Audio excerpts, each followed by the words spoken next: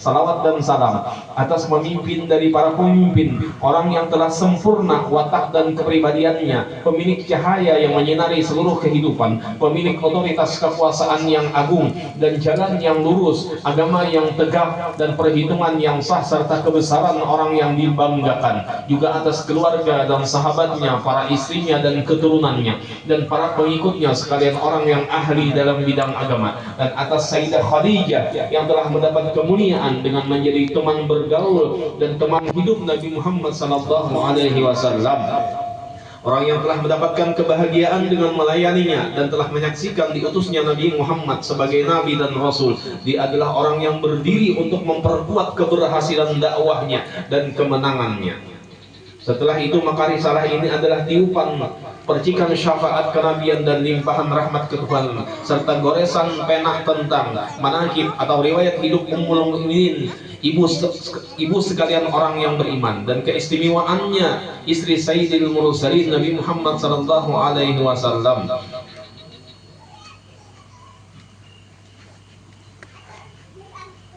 Dia adalah Sayyidah Khadijah putri Khuwailid bin Asad bin Abdul Uzza bin Qusay al-Asadiyah bertemu nenek moyangnya dengan nenek moyang Nabi Muhammad sallallahu alaihi wasallam pada kakeknya yang bernama Qusay yang telah menyatukan kabilah atau suku Quraisy. Sedangkan ibunya adalah Fatimah putri Zaidah bin Al-Asam, keturunan daripada Bani Amir bin Lu'ay bin Ghalib.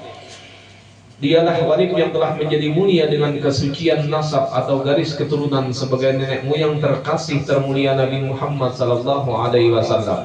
Dan Allah telah menjaga kesucian nasab tersebut Khadijah dan keturunan tradisi bangsa jahiliyah, melindungi kemuliaan seorang pemimpin kaum perempuan yang suci, menjaga dari setiap ujian dan cobaan dengan pertolongan dan perlindungannya yang sangat kokoh. Oleh karena itu beliau Sayyidah Khadijah diberi gelar dengan As-Sayyidah Al-Tahirah, pemimpin kaum perempuan yang suci. Alangkah agungnya karunia yang sangat besar ini sehingga gelarnya lebih dikenal dengan sebutan Al-Kubra, yaitu perempuan yang agung, karena sangat besar kedudukannya pada posisi-posisi yang lain.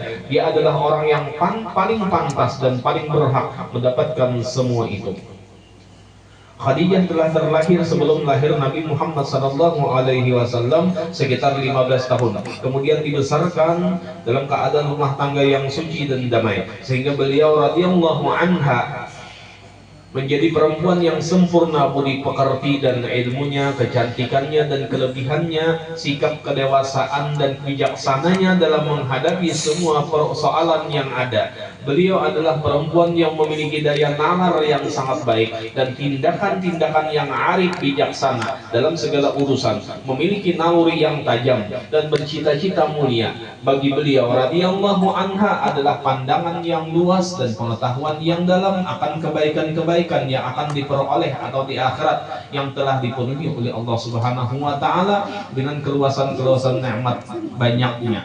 Pelayan pembantu beliau radhiyallahu anha dikarunia dengan harta yang melimpah sehingga memperkerjakan para pembantu-pembantu untuk mengelola hartanya dengan jalan halal. Kemudian beliau memberi mereka sesuatu imbalan dengan jelas sehingga perilakunya itu patut ditiru oleh orang banyak secara umum. Rahasia perilakunya yang sangat menyenangkan dan sikap kepribadiannya yang sangat baik dan suci telah nampak pada apa yang telah beliau sampaikan di antara kaumnya sejak masa jahiliyah berupa kedudukan yang luhur, tingkat sosial yang tinggi dan kemasyhuran yang cukup kuat. Beliau adalah intan permata yang sangat mahal, berkilauan tinggi, tak terjangkau, dan beliau juga pohon kepribadian yang menjulang tinggi baik secara perseorangan maupun secara kelompok.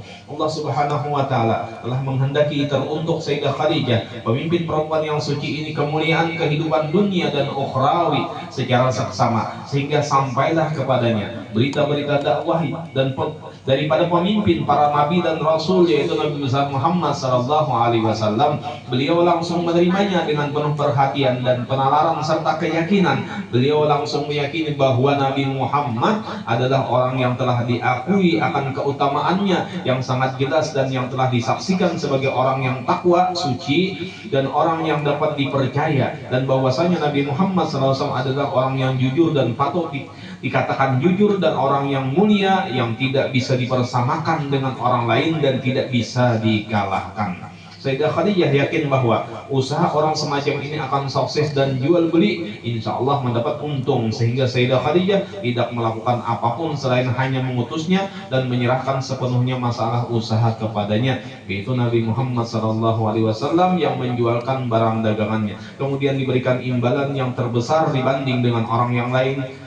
Kemudian Nabi Muhammad menerima semua itu dan keluar daripada tanah haram Makkatul Mukarramah, membawa barang dagangannya menuju negeri Syam atau Syria. Perjalanan ini kedua kalinya. Belum ada kepastian bahwa Nabi Muhammad pergi Syam hanya 2 kali dalam tahun yang berbeda. Sebagaimana telah disebutkan, sebagian penghafal hadis yang dapat dijadikan rujukan dan ucapannya masih ditangguhkan. Khadijah menyertakan Maisarah, seorang pembantu laki-laki, Maisarah Al-Ghulam, bersama Nabi, dan ia berpesan kepadanya untuk betul-betul membantu dan melayaninya, sehingga Allah Subhanahu wa Ta'ala meletakkan di dalam hati Maisarah rasa simpati kepada Nabi dan dapat menangkap kecerdasan dan kepandaiannya, membantu dan melayaninya dengan penuh ketulusan, menemaninya dengan penuh rasa persahabatan. Dengan mata kepalanya sendiri Maisarah telah menyaksikan sesuatu daripada sebagian keanehan-keanehan dan keganjilan-keganjilan dan telah mendengar dengan telinganya sendiri sebagian daripada apa yang diperintahkan kepadanya. Dari situlah ia mendapatkan apa yang telah diceritakan seorang rahib,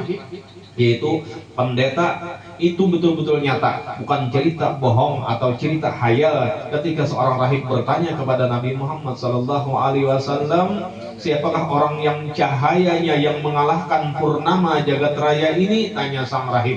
Lalu Maisarah menjawab, inilah seorang laki-laki yang terhormat daripada tanah haram. Kemudian rahib berkata dengan nada yang sangat meyakinkan, tidak salah lagi, orang yang duduk di bawah pohon itu adalah seorang nabi dan seorang rasul. Selanjutnya rahib bertanya kepada Maisarah, apakah pada kedua matanya terdapat merah-merah yang tidak terpisah? Ya, jawab Maisarah. Rahib berkata, inilah nabi terakhir, alangkah berbahagianya orang yang dapat menemaninya.